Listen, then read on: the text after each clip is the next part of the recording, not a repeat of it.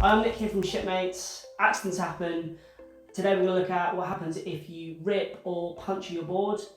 This video is going to be about how to repair that using the puncture repair kit.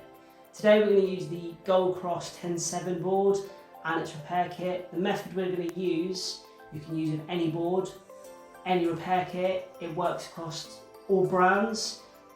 It's just a generic repair video.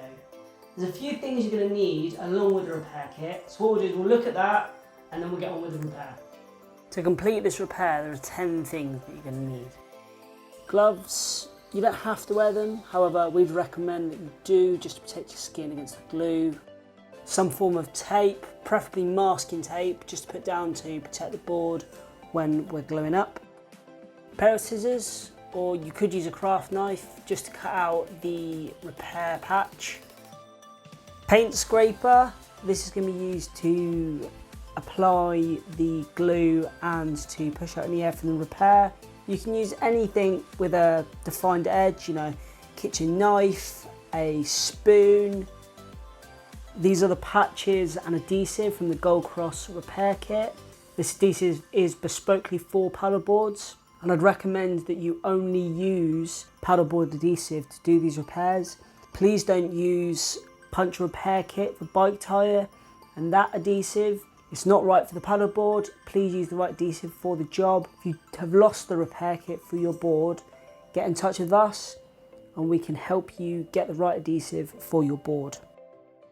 Now, a nail file is small, which means it's going to be able to only roughen up a very small area. And this is perfect for when we're doing a repair on a paddleboard. If you don't have a nail file, you can use sandpaper. However, I recommend that you cut it down into a small piece, so therefore you're not going to accidentally scratch up more of the board than you need to for the repair.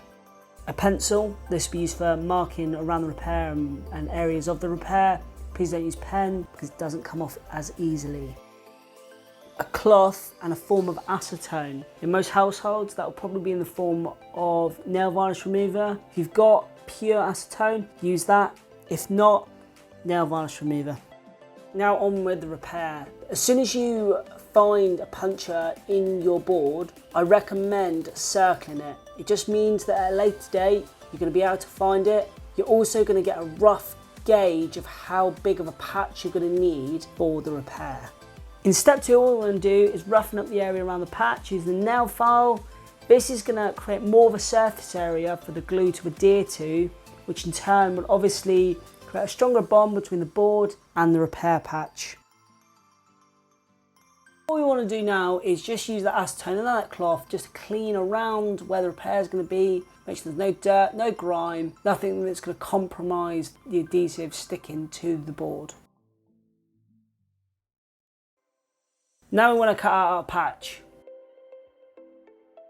We need to make sure there's a centimetre gap around the puncture just to allow something to stick to. And we're going to cut out rounded corners on that patch. This is going to mean that it doesn't get caught on anything when we're putting it away. Get my pencil and I'm going to draw around the patch just lightly, just so I know where that patch lies, ready for the next step. Now what we want to do is use that outline as a guide and tape on the outside of it. This tape we're going to use to protect the board from the adhesive, keep it very clean and keep the repair looking professional.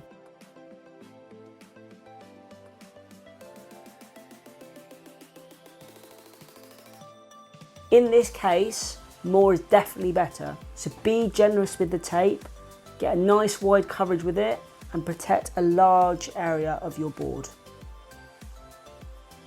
The repair adhesive can be used straight from the tube. It's not a two-part, it doesn't need mix anything, so you can just use it straight out of the tube.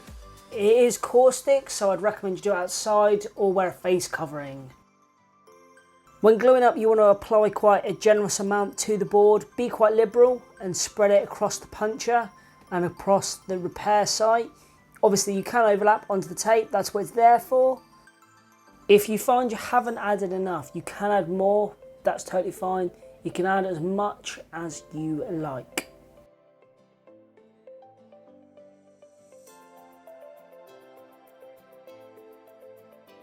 You want to do the same to the patch, add a liberal amount, spread it evenly across the patch.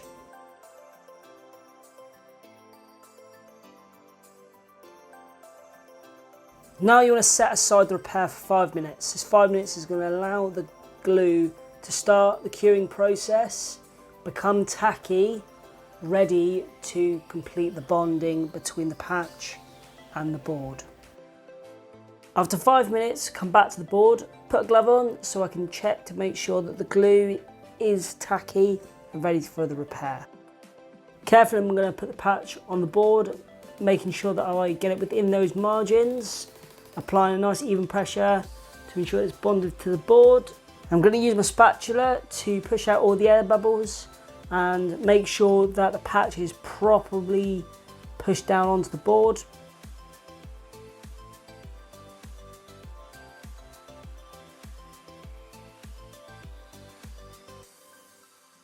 Now the patch is stuck to the board, we can take the tape off. We have to do this carefully, but we can't leave the tape on the board whilst the repair is fully curing, otherwise it'll get stuck permanently to the board.